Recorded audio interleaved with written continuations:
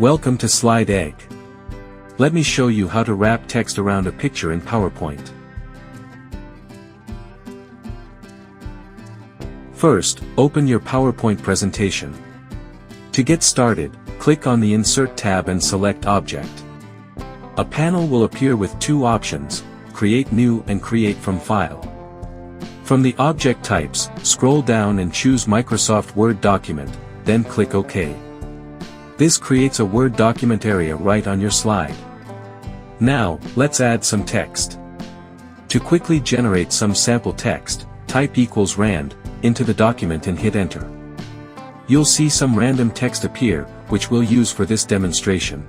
Next, it's time to insert a picture. Go back to the Insert tab and select Pictures, then choose Stock Images. Pick any image you like and click Insert. Once the picture is added, adjust its size to fit your design. On the right side of the image, you'll notice a small Layout Options icon.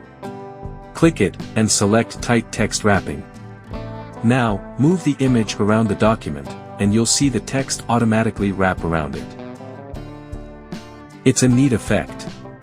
You can also explore other wrapping styles from the top menu under Wrap Text. Play around with the options to find the one you like best.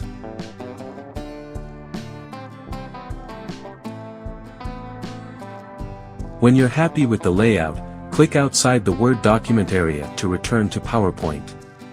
The wrapped text will now appear on your slide. If you ever need to make changes, just double-click the Word document area to edit. You can modify the text, change its color, or increase the font size. Once done, click outside the Word document, and your updates will instantly reflect in PowerPoint. And that's it. Wrapping text around a picture in PowerPoint is simple and effective. Thanks for watching, and don't forget to check out more tutorials on Slide Egg.